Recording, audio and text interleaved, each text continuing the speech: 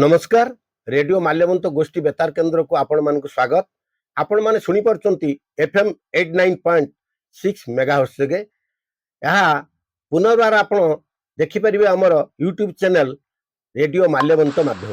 नमस्कार, मो सुदेशना रेडियो माल्यवंत गोष्ठी बेतार केन्द्र को स्वागत। समाज संस्कारक विश्व प्रेमी पद्मश्री बाबा बलिया मार्गदर्शन रे मालकानगिरी जिल्लार महिला विद्यालय परिसर और माथिली जगन्नाथ मंदिर परिसर रे निर्मित होइतबा शहीद वीर लक्ष्मण नायक स्मृति मंदिर आज उद्घाटित होई सर्वसाधारण पय लोकार्पित हो जाइछि। साधारणतः विभिन्न देवादेवी मंदिर प्रतिष्ठा करा जाउथला बेले ओडिशा रे प्रथम थर मालकानगिरी जिल्लार दुईटी स्थान रे शहीद लक्ष्मण नायक प्रतिमूर्ति को मंदिर भितर प्रतिष्ठा करी पूजार्चना करिवा घटना एक समग्र ओडिशा और भारत वर्ष रे विरल दृश्य। एहा द्वारा देश मातृका पय लड़ी शहीद होइथिबा संग्रामी और वीर पुरुषों पय उपयुक्त सम्मान होई पाछि।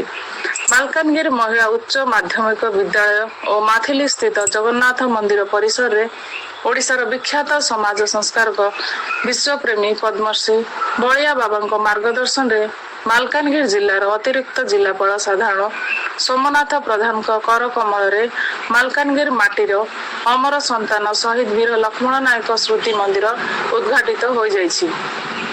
एही अनुष्ठान रे बाबा बलिया आभासी माध्यम रे ओडिशावासी को शहीद लक्ष्मण नायक साहसिकता देश प्रेम त्याग और समर्पण मनोभाव ठारू प्रेरणा लाभ करी ओडिशा तथा भारतर उन्नति निमंते निजको समर्पित करबा पय उद्बोधन देइथिले।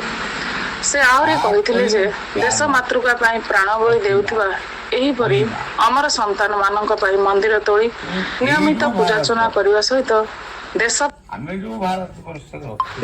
सेमानक अवदान गुड़िक मन रखी से समस्त को उद्बोधन करिया ही सेमानक पय प्रकृत सम्मान प्रदर्शन करा जाय परिबो।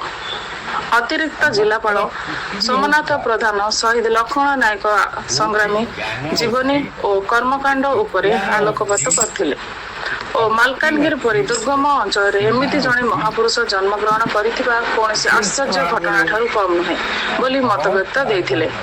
एही कार्यक्रम रे महिला उच्च माध्यमिक विद्यालय अध्यक्ष दुष्मंत कुमार जेना महिला महाविद्यालय अध्यापक और अध्यापिका छात्र छात्री सहित जिलार विशिष्ट व्यक्ति विशेष और गणमाध्यम प्रतिनिधि माने उपस्थित थिले। भारत